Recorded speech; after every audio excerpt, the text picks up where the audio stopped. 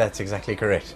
So Renergen, we announced in November, acquired Tetra 4, and through the proceeds of the capital raised from Renergen, that's been used to construct the first compression station, which I'm very proud to announce is now complete, and we have now successfully compressed South Africa's first ever onshore gas, which is a major milestone in our company. That's correct. So these buses are the culmination of an enormous amount of work from a lot of people, ranging from Busmark to Scania, to Megabus to ourselves. And the point behind this project was to show that it's not only cost effective to move towards a greener form of transport, but what the significance of the Euro 6 engine is that for the very first time ever, you've got a diesel engine versus a CNG engine consuming the exact same amount of energy on a like-for-like basis to move the bus the exact same distance. Historically, that's never been possible. That's the first advantage. The second advantage is that you've got, under the right circumstances, a reduction in CO2 emissions of in the order of magnitude of up to 90%. So typically, let's call it 1 gigajoule of gas, which is the unit of gas that you sell, gives you approximately 27 liters equivalent of diesel.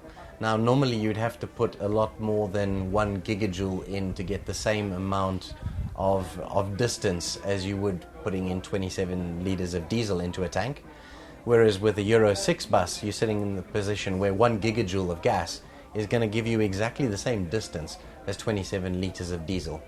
And as we said, this is the very first time that a gas Euro 6 engine will ever be operated on this continent. So this is another major milestone.